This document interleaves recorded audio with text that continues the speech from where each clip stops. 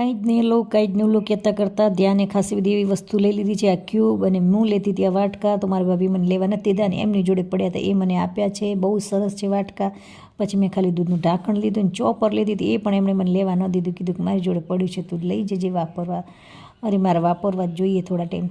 અરે પછી લઈશ તો કે ના ના તું લઈ જા, મારે ડબલ પડ્યા છે, એક્સ્ટ્રા છે. પછી હું મારી માટે એક જોડી બંગડી લીધી, જે મને બહુ જ ગમી હતી. મેં પણ લીધી, મારી ભાભી પણ લીધી. આ બંદૂક ધ્યાને લીધી હતી, એમાં દિવાસળીને સળી નાખીને ધડાધડ ફોડાય, શૂટર જેવી લાગે છે બંદૂક. અને એક લેઝર લાઇટ લીધી હતી ધ્યાનભાઈએ. પછી વારો આવે છે ભાઈ મોજા. મોજા તો શિયાળો આવે એટલે છોકરાઓને જોઈએ ને જોઈએ. ભાઈ હું તો મોજા પહેરતી નથી, મને ખાલી સ્કાર્ફ જ જોઈએ. આ દ્રષ્ટિબેનના પર્સ છે, આ દ્રષ્ટિબેનનું પર્સ છે.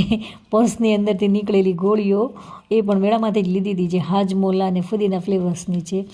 તો ભાઈ પર્સ તો દ્રષ્ટિબેનને સારું લાગ્યું કે બહુ સ્પેસ ખાસો એવો છે. અને આ ધ્યાન ભાઈ હિંચકામાં બેઠા બેઠા દ્રષ્ટિબેનને લાતો મારી રહ્યા છે ને મસ્તી